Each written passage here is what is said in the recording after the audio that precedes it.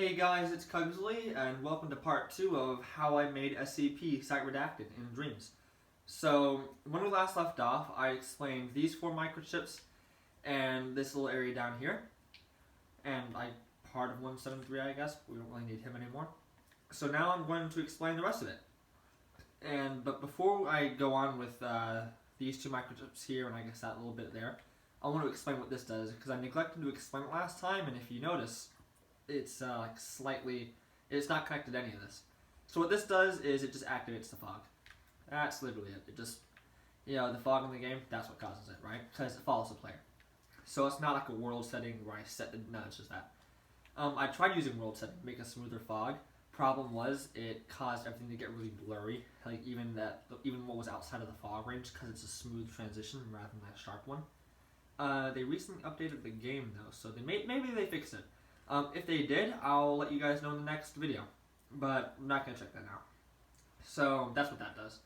Now, one more thing, well, not really, because I said I was going to do this next, but before we go into these, what this does is, so in my last video, I showed you guys the 049 kind of encounter, the surveillance room, and you saw those levers, and what this does is if it senses that lever is in range, it just, switch lever, just activates on the screen there. That's all it does. The reason I didn't put it in a microchip is because it doesn't really fit anywhere else. Like, that's menu UI. You wouldn't find that in menu UI per se.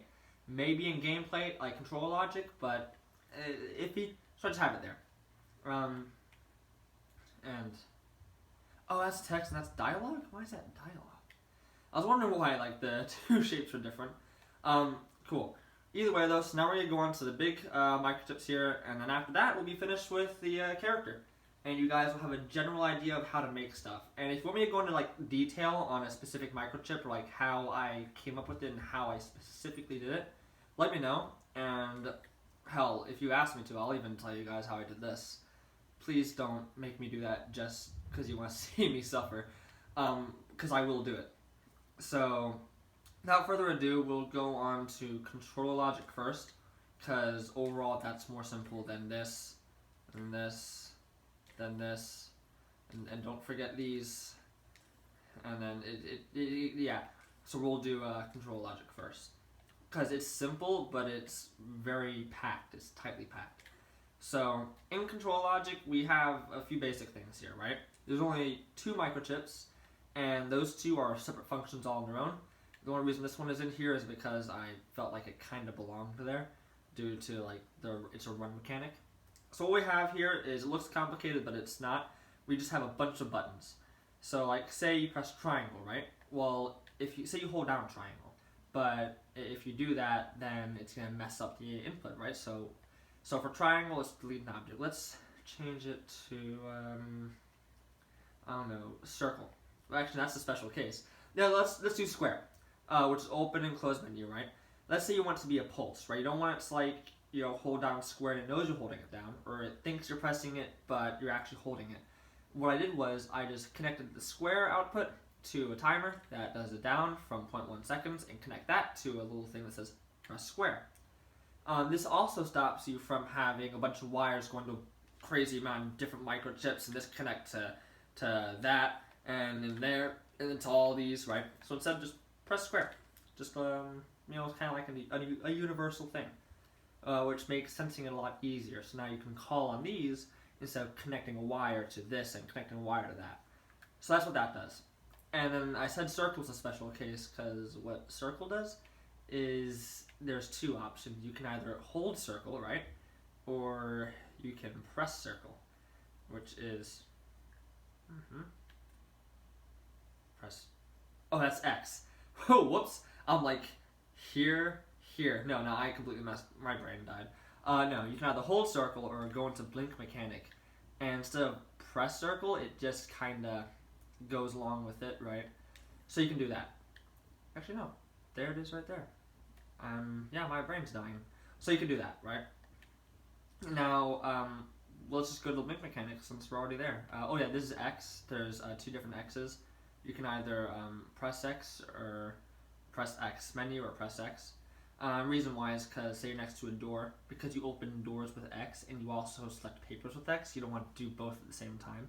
So if we're in the menu, it'll actually turn off press X and have press X menu on, and vice versa. That way it doesn't confuse the two. That way you're not doing two things at the same time. If you want to open a door, you open a door. If you want to open a paper, you open a paper, but never both at the same time. So now let's go into blink mechanic. That one's pretty simple. Well, the mechanic is simple. The graphics were annoying. So you have here a circle, right, and it goes into this node. And the reason why is because I want several outputs, because the more inputs you have into a microchip from several outputs, the longer it gets, and so you end up with that, right? Let's just open that back up. And so I use a node. It kind of combines all of them into one. So you have this AND gate here, and what this does is it's a best I just show you. It's this, right? Only the AND gate kind of regulates it and keeps it from continuously going. So what that does is it activates. So you see that blink mechanic down there? I guess it's best I show you, because I'm at a loss for words right now. It causes it to refresh constantly. Kind of like, it hurts, I guess is the best way to put it. So you have like 60 hertz, 90 hertz, right? The refresh rate, that's the refresh rate right there. That's as fast as it goes. So that's what refreshes it, and if you see here, it, resets that, which is what caused that to go down. So if you reset it, and it starts over, and it stops it from continuing to go down. And this here, right, if circle's on, it just stops it from working. So it refreshes it and stops it from continuing. Now, I don't know why I have an OR gate here. I was planning to do something, but I guess I stopped, which is cool. I mean, it works just fine. So this is gauge logic.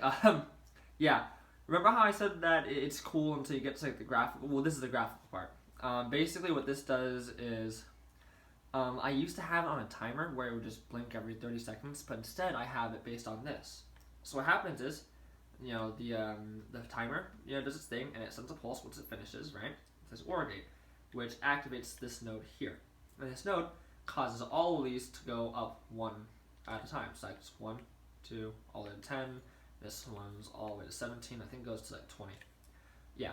And so now, once it reaches 20, it activates this timer, which, oh hey, there's 1 to 6. Let's just reset that. So it activates this timer, which then activates this node, or, wait, where does the timer go to?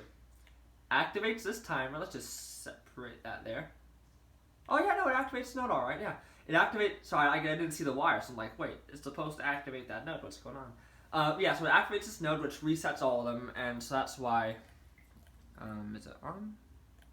Oh, now it is. So that's why when it goes down, you'll see this here really quickly do that, and then there you go. So that timer, is a back and forth, or like a positional, and so it resets it, right? And this here is the graphics, every last one of those little white blocks. I had to place them manually, so like they're kind of uneven, which is why they look, you're not like missing it, they're actually uneven. That's actually a thing. So there's that, and then in here, if I'm correct, yeah, it's the actual blinking mechanic. So where this is the blinking logic, this is what makes you blink. So if you have hold circle on, right, then it'll just constantly keep the wiper down. If you have press circle, it does the same thing, it just doesn't hold it, right? And it's simple as that. And because the reason why I have press circle specifically instead of just having hold circle and then have it as long as the user holds down is because they can cheat with that. They can press circle down like really fast and basically not blink at all while resetting the timer. And they can essentially make 173 completely useless. Like, can't do anything because the user basically never blinks. It's essentially what I would call the equivalent of closing one eye and then alternating between the two. So to stop that, I did this instead, which is, it's not a bad way of doing it. There's probably a better way. I don't know if there is one. I don't think there is, but there could be. So that's why I have them.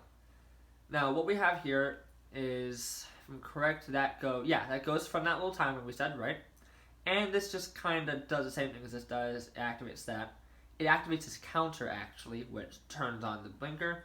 And the counter causes this timer to do its thing, reset it at 0.5, which then turns us off again, right? And that's how those three work. And then here you just have blink block, which, as I previously stated, is what 173 determines. Does he see me? Well, if you can't see anything, blink block activated, right? And this NOT gate here goes over to this in here. Yeah. So this NOT gate basically just turns off this, which means that you can't see any of the text boxes anymore. So there you go. There's a link mechanic done. That's all of this just finished, right? Because these are the same thing repeated for each thing. So now we have a few more things. We have L1, which is just run. Yeah, that's exactly what it says it does. That stops me from having to put wires into this and extending that and having wires crossing more than they should be, right? And so that's what that does. Now, here's a cool thing that I'll talk about with the run logic, which I'm really proud of. And that's, it's a dynamic meter. So what I mean by that is, and I'm not even sure if I'm using the term right, I'm just coming up with dynamic as in it's, very moving, flexible, I guess. It's very variable driven. So I'll explain what I mean by that eventually, and that's leading up to this. So basically what this does is you have the left stick, which is how you move around, right? You can go back and forth with the left stick, and it goes over to this walk, of course, right? So that's pretty self-explanatory. I wouldn't get rid of that because then I'd have to place it back when I do my own thing and it'd be pointless. So I just kept it. And another thing it does is it'll sense, if you press on the left stick, it'll sense that it's pressed on, right? And it'll turn off, stay still, right? So this senses if you're moving or not. Now specifically, it senses if you are actively moving. If you are moving, if you're sliding down something, it shouldn't activate. So that's what that does. And now we'll get into this. Don't mind this. This is just some crazy jargon here, basically the run meter, right? And don't mind this. This is just how the run meter determines it. And this is just like the bar and the little sprint thing at the bottom. But this is what's important. So it's a little jumbled right now, but I can get the basic idea for you. So what you have is you have run. Now if run activates and there's like meter left and all this stuff, and I think if it's like this one connects or something like that, it gets all jumbled. Essentially what it does is if all the parameters work and you do run, it'll run, right? And as it does that, it'll cause this to suddenly start going down. And as it goes down, eventually hit the bottom, and it'll have to reset. It'll go backwards and reset one by one. It was surprisingly difficult coming up with this. I've heard a bunch of things, but I tried using the blink mechanic one and like copying it and just repurposing it, and that did not work at all whatsoever. So yeah, so that happens, right? Now let's say you stop running, right?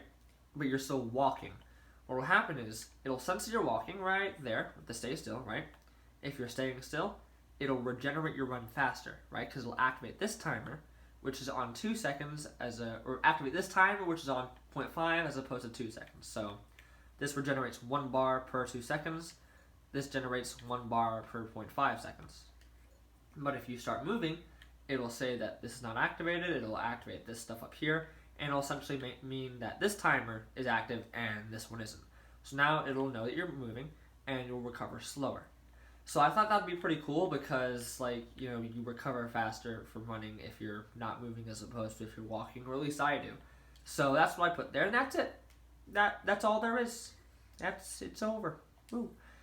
And that's the entirety of the gameplay logic. There might be something I missed. I'm pretty sure I explained all these, the X's, so there shouldn't be anything else. Now it leads us to the final microchip, which is the menu UI, and I've already explained this in a previous video. I don't know which one it is, so I'll go over a slight debrief on what it is. So basically, for those of you who didn't see the previous one, it senses if there's a document open, and what this does is it controls the graphics, right? So if the document's open and you're reading a paper, you don't want to see a bunch of boxes with all your items in the background. So if document's open, it turns off these boxes, right? That way you don't see them and they're not obnoxious. Now, if you press square, right, and you have menu 1 visible, wait, that's a transmitter. If you press square and document is closed, well, I guess that makes sense, so you can't exit out, yeah? Then it'll activate this AND gate, which will change it from A to B. Now, B is what activates the menu. So in there, it'll say menu 1 active. It'll stop you from moving, which is why this NOT gate is here. And it will activate this. Now, because this isn't graphic-based as much as this is, there's no wires going to it, right? All of it's wireless, at least, externally. So in here, right? Menu 1 active would be right there, I think, somewhere around here. Right there. Well, menu 1 slot 1 active. Actually, I think menu 1 active is... There it is, menu 1 active. So the reason why it's out here, not in there, is because there's 8 slots, and per slot there's 10 different microchips, not counting this one. And that means that you would have 80 of these 2 items. So instead of having 80 of those and killing my gameplay thermo, just pull them outside and have them wired to all of them instead. That way it makes it a lot cleaner. Well, not cleaner, but a lot more space friendly, while still keeping it relatively clean with the nodes and all that. So it just makes it nicer. Now, from there, I'll explain 2 of these microchips, because any more would be redundant and there'd be so much, it wouldn't be worth it. So we'll just use 173. So how this works is, first you have to determine, do you have the paper, right? Because you can't open a paper if you don't have it, or you can't not open a paper if it thinks you have it, right? So what you have to do is you have to have, well, is slot 1 empty? It is. So that's a start. Now it's saying, well, slot 1 is empty and ready for something to go into it. Then you have SCP-173 document. Now what that means is if you pick up a paper, this little microchip in the head of the person here will sense it. You'll find it right here. So if you pick up a paper, right, because this here, a 173 document collected, is sent out from the paper that you're picking up, right, just before it disappears. Activates this counter, and then 173 document. So, if you have that, right, and slot 1's empty, it'll activate this AND gate, and it will say, okay, variable modifier, I want this variable, 173 document slot 1, to add on to it, right, and continuously while powered. What that's going to do is it's going to add on to this here. And it's going to say, alright variable, I'm now at 1. Now, 1 at 1, it activates these here. So let's just close that for now. And it says, well, 173 paper is in slot 1, and 173 paper is already in menu. Now these are important. So this one here tells you what you have and where it is. That way when you're deleting it or doing whatever with it, it knows where to find it, which is important. Otherwise it doesn't know what it's deleting, it doesn't know what you want. And this stops it from being duplicated. And actually, which is why in my gameplay you noticed where I picked up 1 key card and I got a full thing of them, because I erased that. I want to try finding a way to where you can have several different items. Well, several of the same items, right? But not duplicated. Like I pick up 173, I pick up 3 of the same documents. It'll say I have 3 of the same documents, and to do that, I need to get rid of this here and find a way around it. And I haven't quite yet, but I'll get there. So that's what that does, right? Tells you have it and where it is. Now, and then this node here activates this OR gate saying, hey, there's something in here. That's just saying, that way, that's how it knows if it's empty. Because if a variable's on, then obviously something is in one of these. Go to this OR gate and say, something here, and it'll add a little paper display there in the corner. So now, in here, all this is a logic to opening it, right? So, is menu 1, slot 1 active? If yes, good. Now, is the variable active? Is there actually something there? If yes, good. And then if you press X, which is right there, press the X menu, then you've activated it, it'll activate this counter and say 173 document open. Now what that does is it goes into the display over here, and it'll look for 173 document, which is right here, if I'm correct, and 173 document open, so it'll open that, and any papers that are standard for most of them will open in here instead. Reason being is because you don't want to have a bunch of the same papers copied and paste. Again, it'll destroy your gameplay thermometer. So there you go. That's what that does, and then this here basically says, well, if you press square and that's on, reset it, right, which will close the document. That's it for that, or at least that part of it. Now, what comes after this, and we're going to ignore this one here because that's basically the same thing. That the doors are something else, but we'll get onto this. So now we have to talk about deletion, which isn't too bad, but it's kind of annoying. So what this does is you have menu 1, slot 1 active, right? It's saying I want to delete something from this slot, from this menu, I originally planned on adding like wallets and clipboard, which is why there's menu 1 instead of like menu 2 and 3.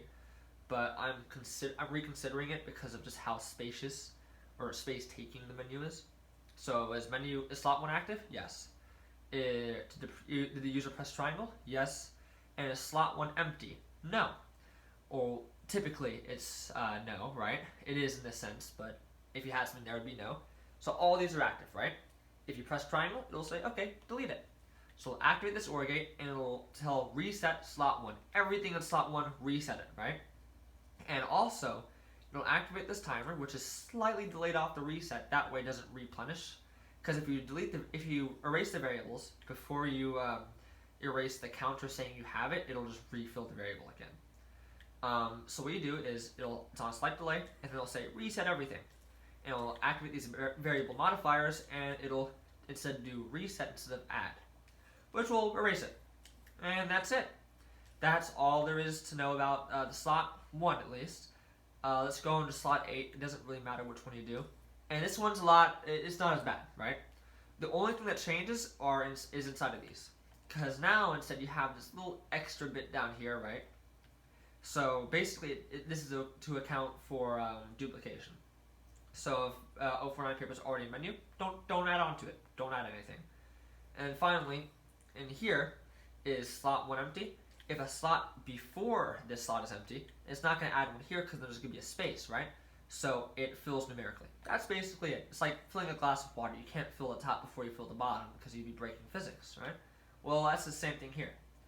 So that's basically it with that. That's it with all this. And then here you just have menu full. So if all the slots are not empty, then menu full, and it'll tell you, hey, you can't pick up any more things. You're full. So that's it. That is everything to know about the D-class character. Yeah, I showed you guys everything. So that's it, and yet again, we are at 22 minutes already. Yeah, so part 3, which again, hopefully is nowhere near as long, but I'm not sure anymore. So hope you guys enjoyed this, and yeah, again, if you have any questions, let me know, and I will gladly explain literally any of this, because it's my passion to do. Like, I'm not sure if you can tell, but I really do. As cheesy as it is to say, I really like teaching. Do I want to be a teacher? No, not really. Mainly because I don't want to deal with the rest of the teaching stuff, like, kids, not screaming at you, but being assholes. Any of you who are fresh out of high school or in high school, or remember what it's like being in high school, you know how bad it can get sometimes. So I don't want to be a teacher, but I love teaching, maybe like online classes. So I am more than happy to like explain how I did something, because it's like the best feeling I can possibly get from this game is like giving someone else knowledge on how to do it too. And look, he spawned. So if you notice, there's a slight delay because he spawned and then he made his pose.